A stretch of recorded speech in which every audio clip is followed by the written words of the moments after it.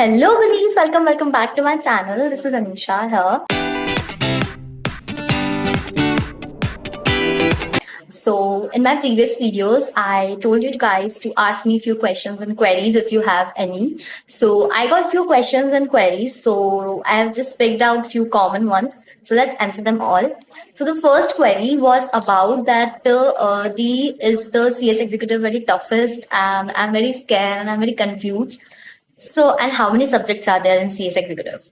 See, in my previous videos also, I have told it many times that in CS we have three stages. CSWT, that is CS Company Secretary Executive Entrance Test. Then we have CS Executive, that is Company Secretary Executive Program. Then we have Professional, that is Company Secretary Professional Exam. Okay. Now the first is a CS Executive Entrance Test, that is CSWT. It is in remote control and offline, both the modes, because when I gave it like last year, it was in a remote control mode, but now it's going to be changed in offline. So you can just check it out on this ICSI website. And then the next come is the CS Executive. Like CSWT is the basic one, okay? You can easily clear it.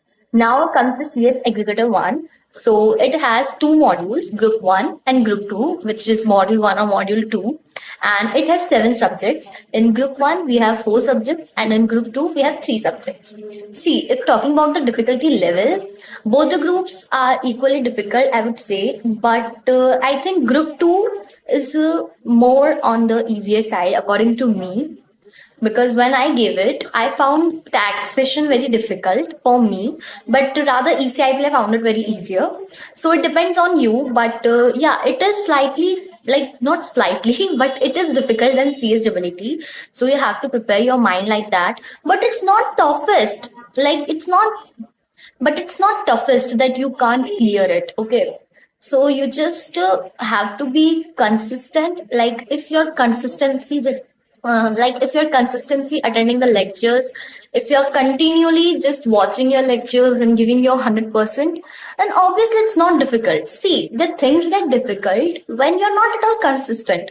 If your consistency is there and you're just able to understand it, you're just doing self-study and you're just revising it thoroughly, then I guess it's not that toughest. So don't be scared at all. And if you have more queries, you can just let me know about your question in the comment section and I'll just answer it. Now, the next query that comes is I'm pursuing BCA right now and I want to switch to LLB. Yeah. See, if you want to switch to BBA LLB, so I would suggest that if you're in the first year, and if you really want to pursue BBA LLB, then you may switch. Okay. I'm not telling you that you have to. You may. It's according to your choice. But if you're in a second year and you're just planning to switch, so I would suggest you not to go because already actually the construction work is going on around my area. So sorry for the background noise. Yeah. If you really want to pursue BBA LLB, then you can just, do your BCA and then you can pursue LLB. There's no problem in it because LLB you pursue after your graduation course.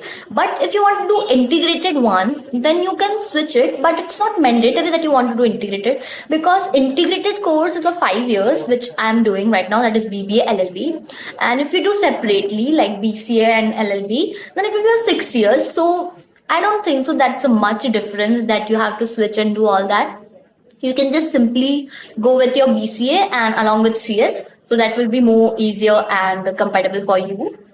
Okay, now the next question that I got is how you cleared your executive exam.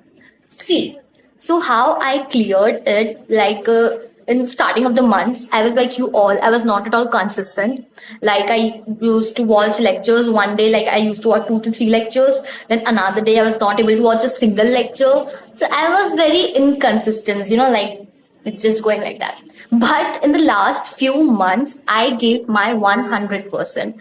Like I used to set timer and I used to study. Like whenever I used to sit, I used to start the timer. Whenever I used to stand, I used to stop the timer. So that's how I study in an effective manner. And I used to, identify that for how much time I'm able to study. Like I'm able to do self-study at my own. Like I used to start with marathons. I used to, just start marathons and I used to revise the same topic along by my side with myself. And then I used to, just revise it and learn it. And I used to revise the same topic along by my side with myself. And then I used to, just revise it and learn it at that point only. And that one thing that helped me a lot. Like I'm telling you guys also that you should just start this thing, like just set timer and just study effectively. Like whenever you stand, just pause the timer. Whenever you sit, whenever you study, just start the timer.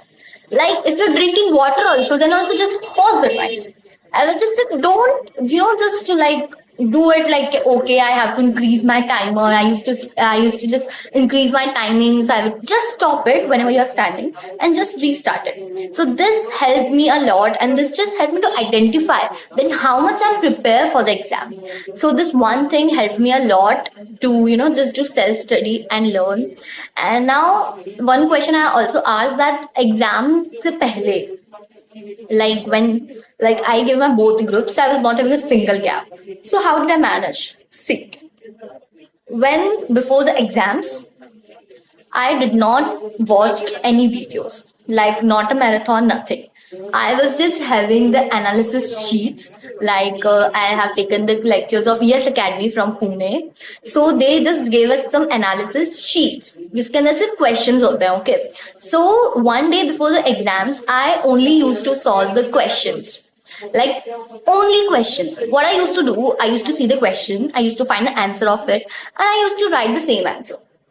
So this helped me gain that क्या क्या important topics है and what I have to prepare. So इससे ना आपका जो brain होता है वो already prepared हो जाता है questions के लिए, ताकि आप नेक्स्ट जब एग्जाम्स में क्वेश्चंस कर रहे हो तो यू आर वेरी क्लियर कि इस क्वेश्चन में आपको कैसे आंसर लिखना है, इस क्वेश्चन में आपको पॉइंट वाइज से आंसर लिखना है, इस क्वेश्चन में आपको पॉइंट वाइज लिखना है, पैराग्राफ्स लिखना है, कितने पेजेस में करना है. So this one thing also helped me a lot. So yeah, this was the 4 questions that I picked, the most common one. And if you have more any questions that you have to ask regarding the December 2025 coming attempt, then you can just let me know in the comment section. And if you want me to make a video on the December 2025 attempt strategy, then you can just let me know in the comment section. I would really love to make it.